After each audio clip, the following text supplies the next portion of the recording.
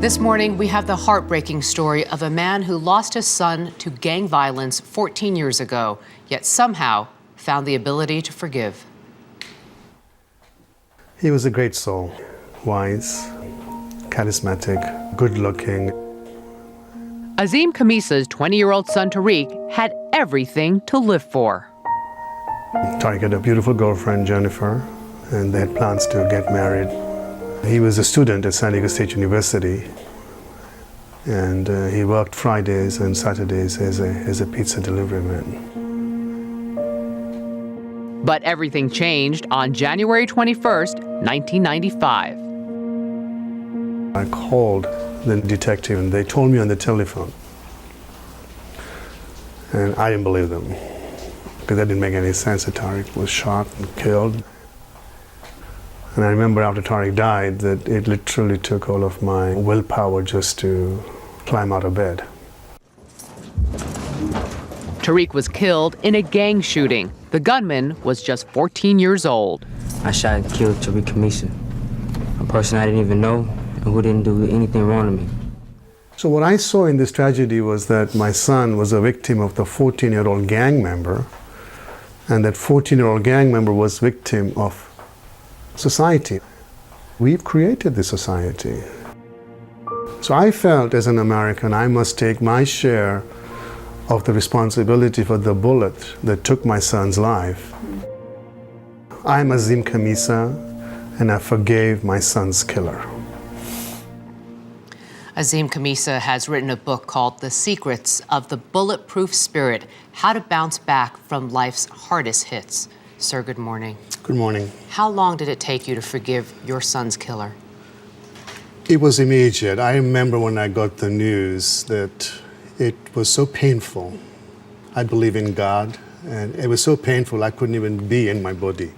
It was my first out-of-body experience, and I believe I went into the loving arms of God, and He held me in an embrace for the longest time. And when the explosion subsided, I came back to my body with the wisdom that there were victims at both ends of the gun. Explain how you did it, because in your book you write about the 3 milestones you must go through to reach forgiveness. What is the first milestone? The first milestone is to acknowledge that you've been wrong. In the book, we talk about how to do that. There's a grieving process that you have to go through. The second piece, which is a milestone, is you have to give up all the resulting resentment.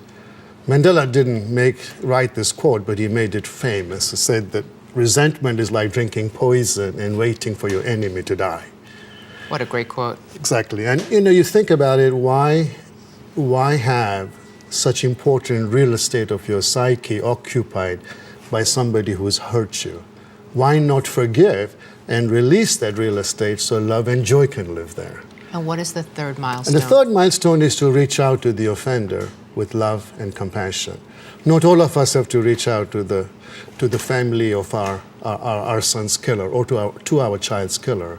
Very often the issues are divorce, business partners, all kinds of situations in our society that you can reach out and forgive, but do it with love and compassion. And we talk about it in the book. In the book, there are 4 separate chapters where we deal with the issue about how to forgive. And you did that when you came face to face with your son's killer in prison. When was that, and what was that face-to-face meeting like?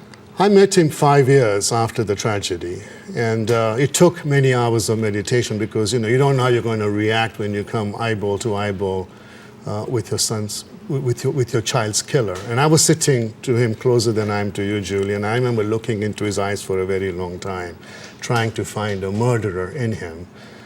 But I didn't see a murderer in him. I looked in his eyes and I saw another soul, much like me, much like you.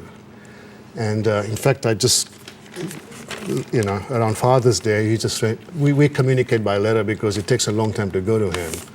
But this letter, I thought I might bring it because really he didn't have a father. He was born to a 15-year-old, and I have kind of taken the father role to him. And he says, I'm ultimately writing you now to wish you a happy Father's Day. Wow.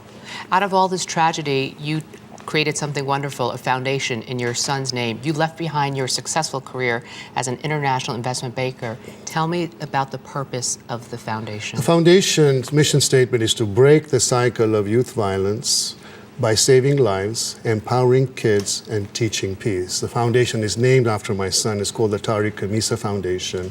And we've been at it for about 13 years. We bring our message to schools. We have 6 programs, and we have reached over 8 million kids in this 13 years. We're successfully keeping kids away from gangs, guns, and violence by teaching the principles of nonviolence, forgiveness, and peacemaking. We have over 100,000 letters that have come in, from the kids. In the final moments, your son's killer is still behind bars. He's up for parole in 2027. If he gets out, he will be in his 40s. Will you be there for him? Absolutely. I actually offered him a job when I met him, which was 5 years after. I forgave him, but I also offered him a job and told him when you come out, you have a job at the foundation. And we look forward to the day when he can join us, because I know that he would save many more lives. We've saved him, but think about how many more lives he will save when he's on stage with his grandfather, who is my partner in this tragedy. Azim Khamisa, you have an incredible story to tell. We thank you. Thank you very much. And I also wanted to just add that we have a wonderful website, which is www.bulletproofspirit.com, where you can meet me and you can meet also my co-author, Julie Chen.